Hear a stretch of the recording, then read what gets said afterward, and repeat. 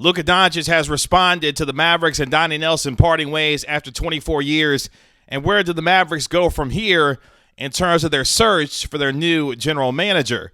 This is the Gray Area right here on Kevin Gray Sports. My name is Kevin Gray. You can find me on Twitter, Facebook, and Instagram at Kevin Gray Sports. Be sure to hit that subscribe button right there for all things Kevin Gray Sports here on YouTube. And you can catch me on your home of the Dallas Cowboys and Texas Rangers, 105.3 The Fan.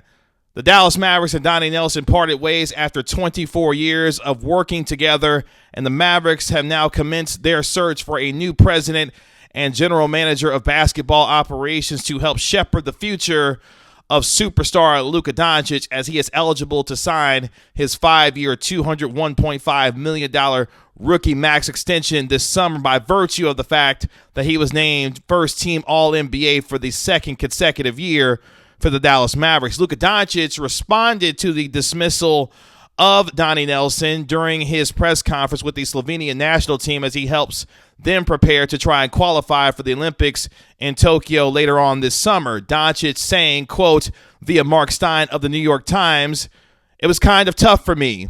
I really like Donnie. I'd known him since I was a kid, and he was the one that drafted me. It was tough for me seeing that, but I'm not the one making the decisions there," end quote. So obviously Doncic recognizing how much of an impact Donnie Nelson had on his career and taking a chance on him and drafting him and bringing him into the Dallas Mavericks. Brad Townsend of the Dallas Morning News saying that Doncic basically learned of the dismissal of Donnie Nelson at about the same time everyone else found out when it came to the Mavericks and Donnie Nelson parting ways after 24 years. So Doncic has now responded in terms of what he feels as far as the situation with the Mavericks are concerned. And that line is very interesting at the very end, but I'm not the one making decisions there, end quote, which is interesting because all the decisions that are made about this franchise are about him and how he will continue to move as a part of this franchise going forward. So that begs the question now, where do the Mavericks go from here in terms of their search for a brand new general manager? We have heard that the Mavericks have decided to hire Sportsology, the search firm, to help them find a new candidate and subsequently a new hire for this general manager job. There have also been reports already from Mark Steins, also of the New York Times, that Michael Finley, the vice president of basketball operations for the Dallas Mavericks, a longtime stalwart in the front office for the Dallas Mavericks, has already emerged as a candidate for the new general manager job of the Dallas Mavericks. There are other names that we'll discuss here in just a moment, namely Masai Ujiri, president and GM of the Toronto Raptors, that could be bantied about as far as the Mavericks are concerned. But more importantly than anything else, this is about ensuring you find a general manager and or president of basketball operations that's in lockstep with Mark Cuban. But more importantly, Mark Cuban being able to turn over the reins to whomever is hired in this particular position to have the kind of basketball autonomy and control to make the decisions best for this franchise, and more importantly, to keep Luka Doncic happy. Because in the end, this is what it's all about. Can you ensure that you are keeping a 22-year-old superstar happy that's already been named to 2 first-team All-NBA selections in his first 3 seasons? And then what do you do with guys like Tim Hardaway Jr., Kristaps Porzingis, Josh Richardson, if he decides to opt in to his $12 million player option going into this upcoming season? Everything now is on the table with respect to the Mavericks and how they will move forward, not only with the personnel in terms of the players, but also coaching staff and other front office executives that could be a part or not be a part of this organization going forward. So getting back to Sportsology for a second.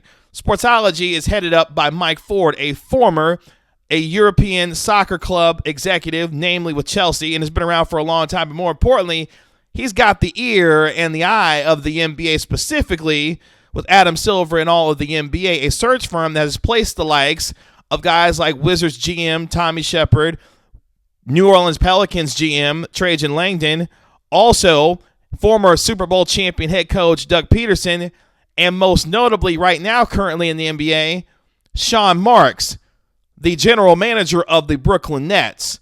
So this is a firm that comes in, looks at your flaws, looks at your mistakes, and does a complete evaluation of your organization and tries to identify candidates that will not only best serve in terms of culture and rebuilding, but more importantly, working with the owner that is eventually going to be working in lockstep with that potential candidate and hire to ensure that everyone's on the same page going forward.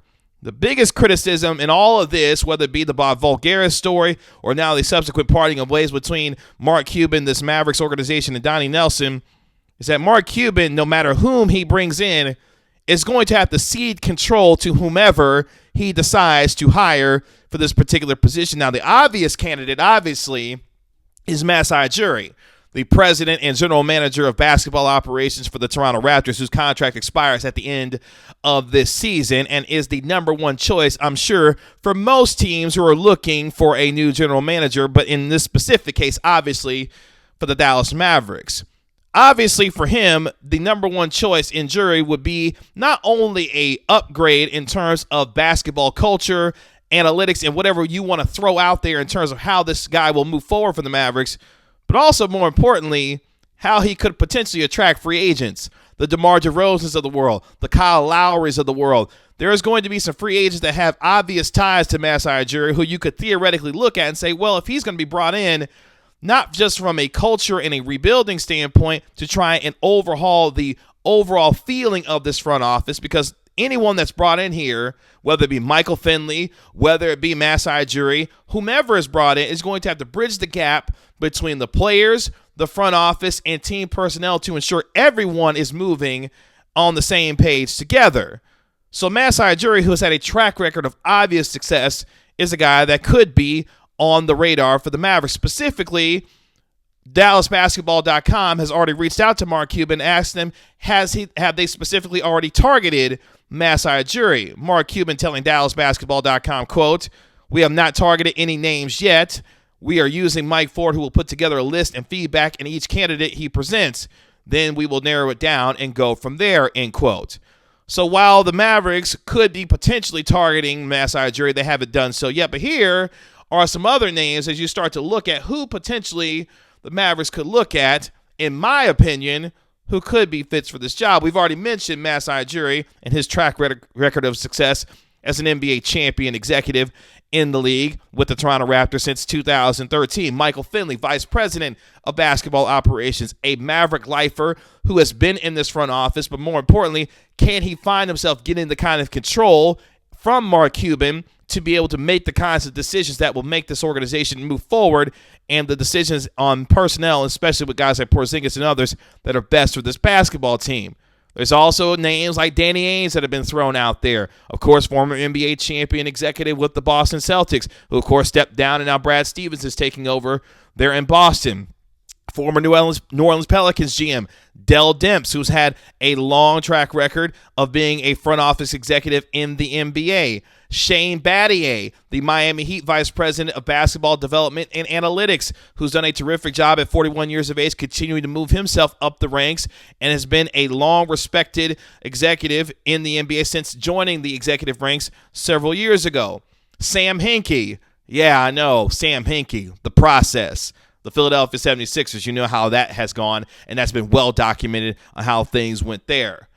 But anyone who is brought in for this job needs to ensure that they are not only working in lockstep with Mark Cuban, but they are going to have decisions that allow themselves to hopefully control what this future of this team looks like. Because here's the biggest part about all of this.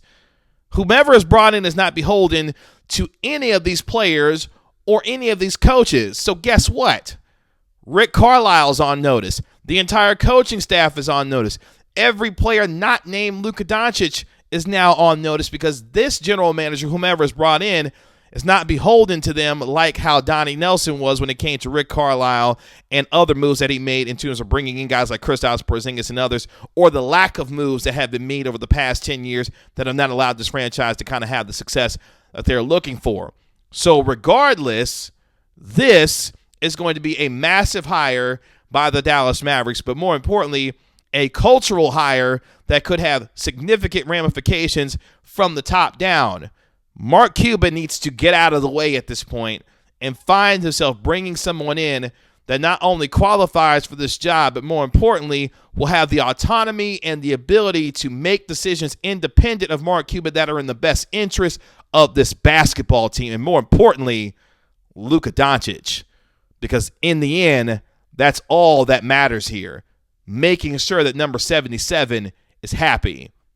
We'll see if the Dallas Mavericks are able to do so. But whomever is brought in, whatever names you want to throw out there, whoever names you think would be good for this job, drop them in the comments for me. Let me know who you think you would want to see as the general manager and or president of basketball operations for the Dallas Mavericks. And we'll talk about them. But right now, Luka Doncic has responded, and now the Mavericks must respond in kind to finding someone who will be able to shepherd the future of number 77, but more importantly, make decisions on guys like Porzingis, who are owed over $100 million for the next 3 years, Rick Carlisle, and others. A massive shakeup could be on its way. You can find me on Twitter, Facebook, and Instagram at Kevin Gray Sports. Be sure to hit that subscribe button right there for all things Kevin Gray Sports here on YouTube. This has been another episode of The Gray Area. We'll talk to you later. Peace.